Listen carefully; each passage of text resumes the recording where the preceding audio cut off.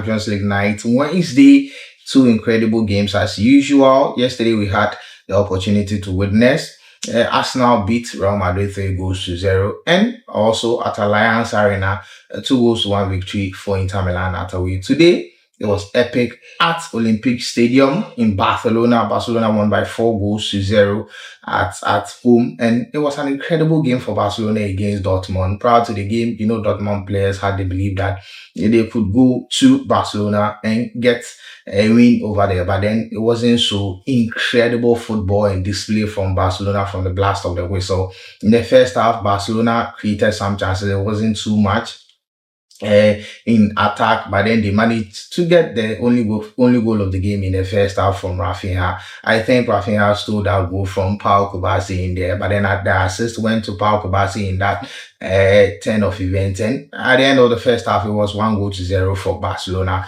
Beautiful tactical display from the side of Barcelona. It was total dominance at the end of the 90 minutes, with the second half starting off with a goal from Robert Lewandowski, and also topping it up again on the 67th minute with the third goal in there as well. And no other than Lamine Yamal was the one who scored the fourth goal of the game and made it 4-0 clean sheet. In the defensive part of the game, Barcelona really dominated, and Barca was nowhere to be found in the attacking phase of the game of Dortmund in there as well. They were clipped virtually, and Barcelona dominated the midfield as well. How Pedri and Frankie de Jong combined in midfield, with Fermin Lopez showing exploit in attack as well. Barcelona is a complete side. This is how you play football, and they are up for the trophy, I think so. How they are playing, if they continue to play like this, it will be difficult for the other teams to stop them as well. So it was a champagne football at Olympic Stadium in Barcelona. Total dominance. Game was exceptionally good for Barcelona in there. Kudos to Hansi Flick, man. Throughout the season, they played so well, especially in 2025. They've been exceptional, and they are yet to be stopped in 2025, and it doesn't look like they are going to be stopped in there as well. Let's get to the statistics of the game, with Barcelona playing a chunk of the possession, 60% of the possession, and Dortmund playing 40% of the possession. Barcelona had 3.74 XG in there, with Dortmund having 1.30, but then they failed to register a single goal in the game as well. Total shot, Barcelona had 18 shots as against Dortmund's 13 shots, and 10 shots on target for Barcelona, with only 3 shots on target for Dortmund in here.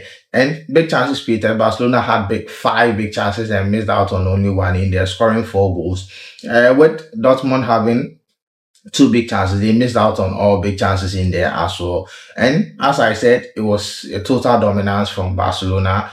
Brilliant performance, I must say. They enjoyed themselves on the field of play, and the link up and the combination between the front three is something to talk about at Barcelona. They are playing so well, and they understand their roles perfectly, and it's a plus for Barcelona this season. PSG also won by 3-1 against Aston Villa. Aston Villa actually started the game really well by scoring the first goal of the game. Morgan Rogers opened the scoring on the 35th minute, but a brilliant strike from Doue got the equalizer for PSG on the 39th minute. Brilliant link up from Nuno Mendes and Doue to get the equalizer for PSG. Kvaratskhelia, on the other hand, scored the second goal of the game in the second half. First half it was 1-1, and the third goal came in the dying embers of the game, 92nd minute. Nuno Mendes set PSG up for a 2-goal lead in the first leg at Parc des Princes, and it was an incredible game at Parc des Princes for PSG in there. Headed into the second leg,